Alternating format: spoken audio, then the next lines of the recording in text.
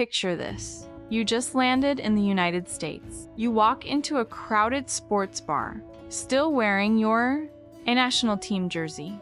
You are excited, you are ready, and you ask the bartender to turn on the football game. He smiles, changes the channel, and suddenly the screen is filled with men in helmets crashing into each other. That is definitely not what you had in mind. Welcome back to the channel. I'm Nina, and today we are diving into one of the most confusing questions in the English-speaking world. Why do Americans call it soccer when the rest of the world calls it football? Who is actually right?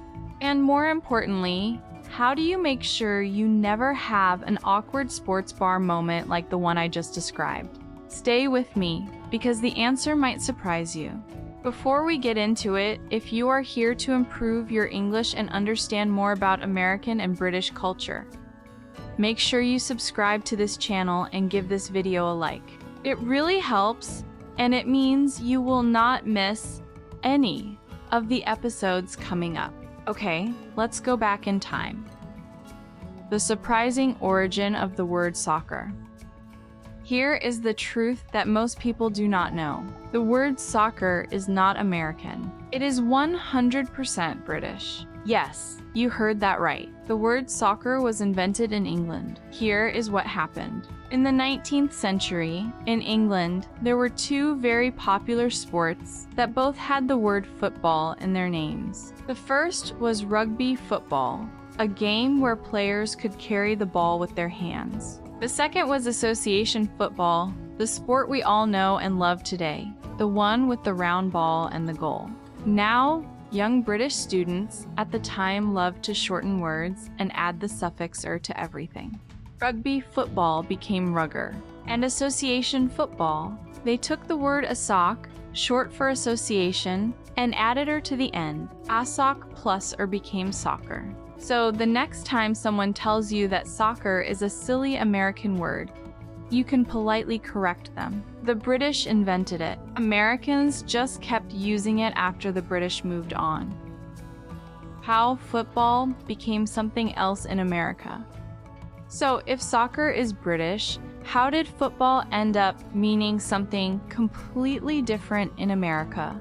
While the British were spreading association football around the world, something else was happening on the other side of the Atlantic. In American universities in the late 1800s, a new sport was developing. It was a rough, physical game played with an oval ball. Players ran, tackled, and threw the ball. It was inspired partly by rugby football, but it evolved into its own unique sport. This sport became enormously popular in North America. And because it was already called football by the time association football became widely known in the United States, the name stuck. American football, with its helmets, shoulder pads, and elaborate game plans, became the football in the United States and Canada. And the sport the rest of the world calls football became soccer. So it is not that Americans chose to be difficult. It is simply that two different sports were both claiming the same word at the same time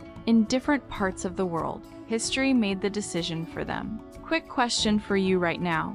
If you had to choose, would you rather watch a Champions League final or a Super Bowl? Leave your answer in the comments below. I am genuinely curious which side of the field wins here on this channel. Soccer vs. football around the world. Alright, so now you know the history. But where exactly do people say soccer? And where do they say football? In the United Kingdom, Australia, Ireland, South Africa, and most of Europe and South America, the sport is called football. This is by far the most common usage around the world. In the United States and Canada, the sport is almost always called soccer. Football in North America refers specifically to American football and Canadian football. Interestingly, in countries like Australia and Ireland, both terms are sometimes used because they also have their own versions of football, like Australian rules football and Gaelic football. So the word you use often depends entirely on who you are talking to and where you are.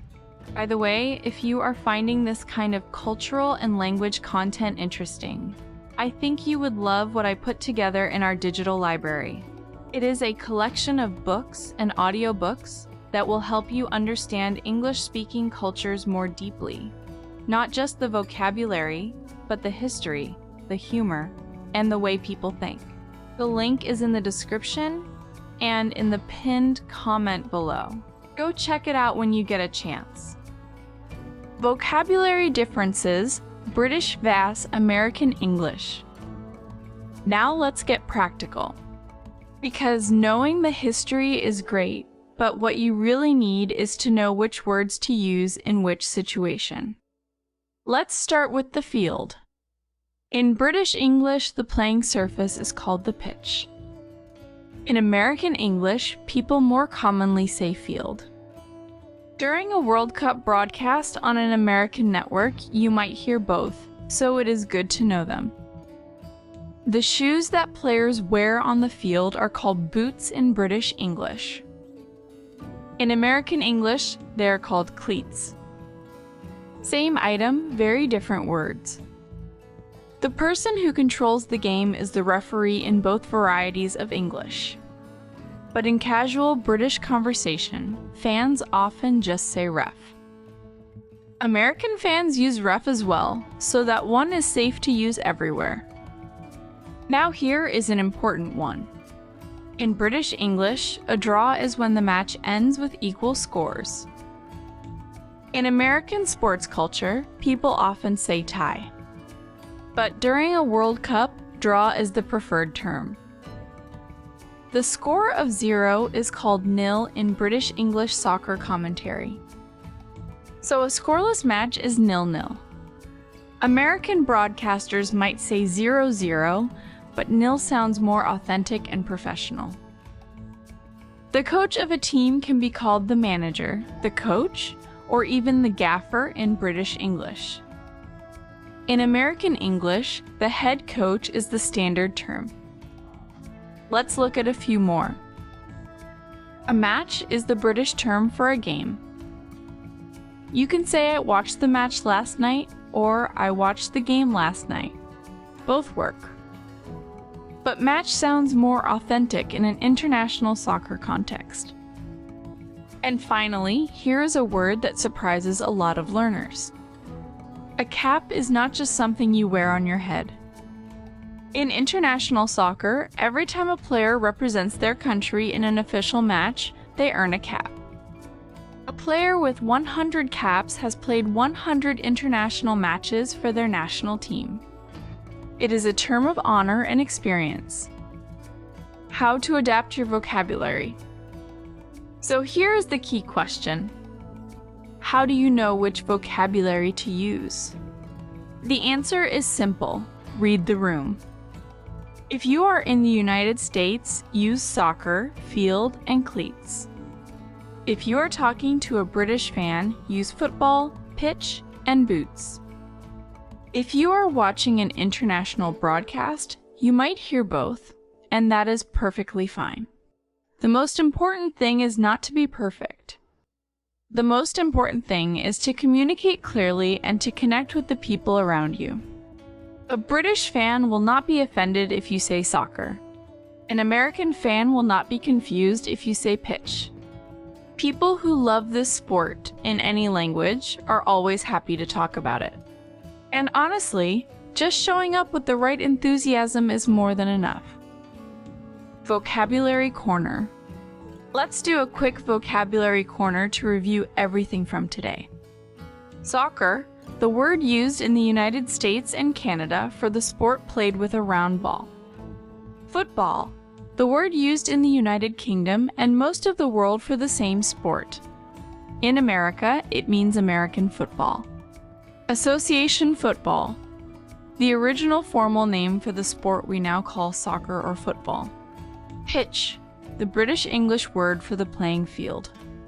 Field, the American English word for the same surface.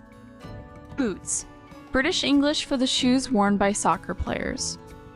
Cleats, American English for the same shoes. Draw, when a match ends with equal scores. more formal and international. Nil, British English for 0 in a soccer score. Manager or gaffer, British terms for the head coach. Cap, an appearance made by a player for their national team in an official international match. Listener challenge. Here is your challenge for today. Write a sentence in the comments using at least 2 of the new words from today. Try something like, I love watching football on a Saturday, but my American friend always calls it soccer. We both agree on one thing though, a 0-0 draw is not very exciting. Get creative. Use the vocabulary. Show me what you've got. And that is a wrap for today. Whether you call it soccer or football, whether you say pitch or field, what really matters is that you are here, learning, growing, and connecting with the world through language. Every episode you watch, every word you learn, every comment you leave in English is proof that you are moving forward. Do not underestimate that. Language learning is slow, and it is not always easy, but every single step counts. If you missed our complete vocabulary guide for the World Cup, click on the card above to watch it next. If you enjoyed today's episode, please give it a like and share it with a friend who is also a soccer fan. Subscribe so you never miss what is coming next. And leave your challenge answer in the comments below. I love reading them. See you next time. Keep learning, keep going, and I will see you in the next episode. Take care.